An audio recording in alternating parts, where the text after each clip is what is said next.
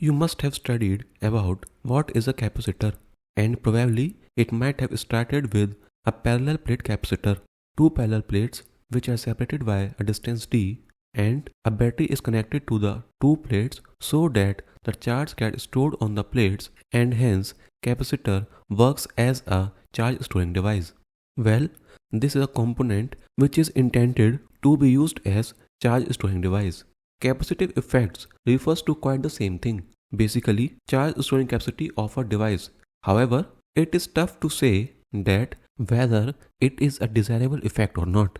Many times it degrades the desired performance, and sometimes we actually use this effect in designing circuits so that the device works within a certain range of frequency. In semiconductors, we have two types of capacitive effect. One is depletion capacitance, which is also known as junction capacitance and transition capacitance. The other type of capacitive effect is diffusion capacitance. We will discuss about depletion capacitance in this lecture, and we'll talk about diffusion capacitance in the next lecture. Here we have a simple PN junction, and as the name suggests, depletion capacitance is caused by charge stored in the depletion region. We know that charge stored in the junction or the depletion region can be written as charge density multiplied by volume of the region. Charge density can be written as Q into Na, and volume is equal to cross-sectional area of the semiconductor, which I have assumed to be A, and diffusion length in the p-type semiconductor Xp. This expression will also be equal to Q into Nd into Xn into A.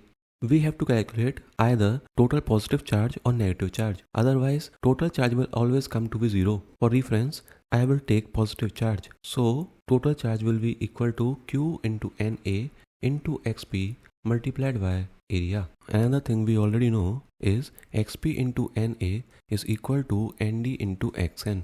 Also, W is equal to Xp plus Xn. From this equation, Xn can be written as Xp into Na divided by Nd. Now replace the value of Xn with this expression, then we will get Xv plus Xp Na divided by Nd. Therefore, depletion width will be equal to Xp Nd plus Na divided by Nd. We can write Xp is equal to W into Nd divided by Nd plus Na. Now simply replace the value of Xp in the expression of total charge, which will give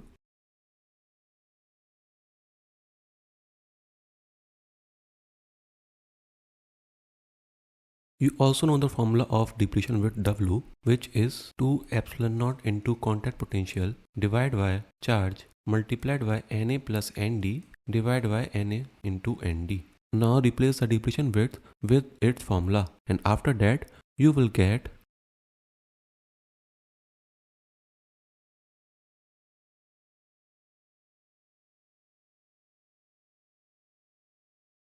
we have the expression for total positive or negative charge present in the depletion region.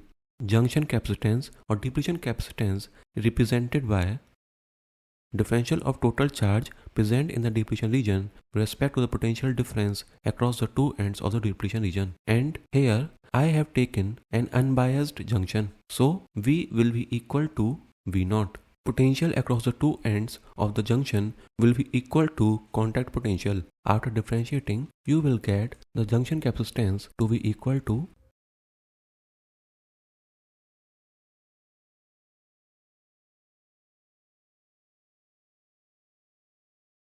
This is the final expression for junction capacitance.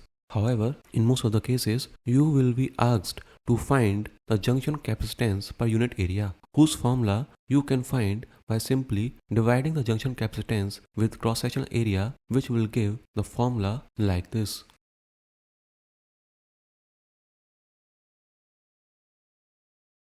You might know that if we talk about parallel plate capacitor, then the capacitance is given by Another way of remembering the formula for junction capacitance for step plate junction can be learned using this formula, as the formula will be equal to you have to replace the distance d with the depletion width, otherwise the formula will remain same.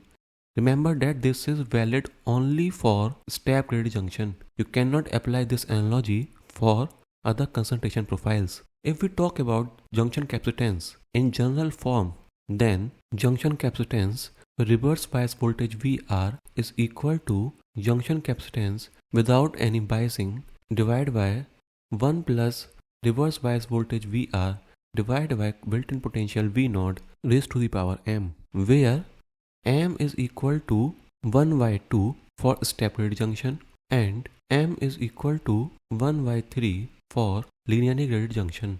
I hope you understood the derivation, because it may be possible that you may have to find the capacitance for other type of concentration profiles. The most important points for remembering the derivation is, first is this equation, that is the charge is equal to charge density multiplied by volume, and the second important equation is the equation of junction capacitance.